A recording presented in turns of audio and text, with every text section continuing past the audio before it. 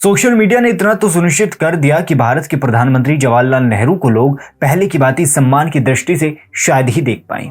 पिछले कई वर्षों में ऐसे ऐसे तथ्य निकलकर सामने आए हैं जिससे यह सिद्ध होता है कि जवाहरलाल नेहरू कुछ भी थे, परंतु एक कुशल प्रशासक तो बिल्कुल नहीं थे।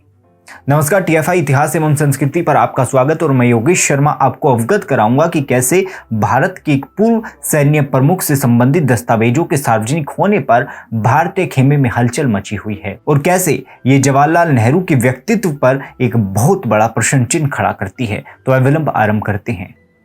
जवाहरलाल नेहरू पुनः सुर्खियों में है, इस बार एक ब्रिटिश सैन्य अफसर के कारण।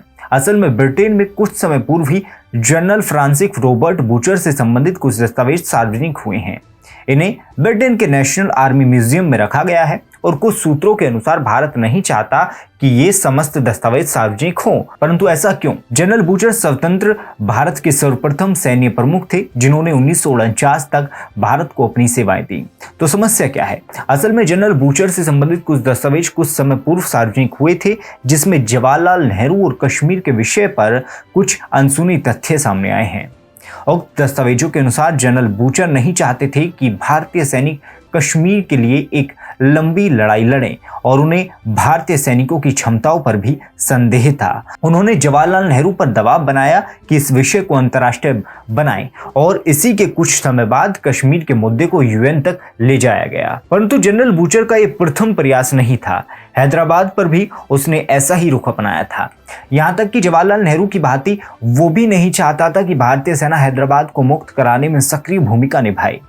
जब जवाहरलाल नेहरू विदेशी दौरे पर निकल पड़े तो सरदार पटेल ने सही अवसर देखते हुए ऑपरेशन पोलो की घोषणा की। जनरल रॉय बूचर इसके धुर विरोधी थे और उसने यहां तक कह दिया कि हैदराबाद की ओर एक भी कदम बढ़ाने पर बॉम्बे और अहमदाबाद पर हवाई हमले का खतरा बढ़ जाएगा।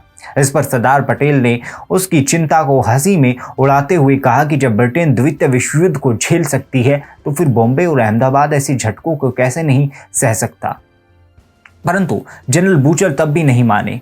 उसने यहां तक प्रश्न उठाया कि क्या भारतीय सैनिक हैदराबाद जैसे मोर्चे पर लंबे समय तक युद्ध कर भी सकते हैं।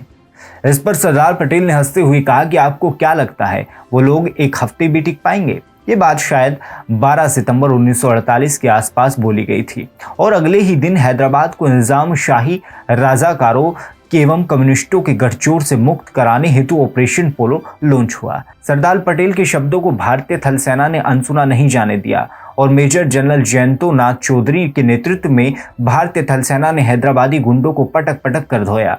यहां तक कि एक हफ्ता पूर्ण होने से पूर्व ही 17 सितंबर 1948 को अनंत चतुर्दशी यानी गणपति विसर्जन के शुभ अवसर पर भारतीय सेना के समक्ष हैदराबाद की निजामशाही को आत्मसमर्पण के लिए विवश होना पड़ा।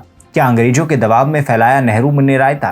तो ये प्रश्न उठता है कि जब सरदार पटेल ने जनरल बूचर की एक ना सुन के हैदराबाद को स्वतंत्र कराकर ही दम लिया तो फिर कैसे नेहरू कश्मीर पर झुक गए? क्या वे इतने भीरू थे कि जनरल बूचर की बकवास के सामने उन्होंने हार मान ली, या फिर एक अंतर्राष्ट्रीय लीडर बनने की चाह कुछ ज्यादा ही उन्हें खा रही थी? दोनों ही संभावनाएं संभव हैं और यदि जनरल रॉय बूचर से संबंधित दस्तावेजों में तनिक भी सच्चाई है तो जवाहरलाल नेहरू की छवि पुनः संदेह के घेरे में आ जाएगी।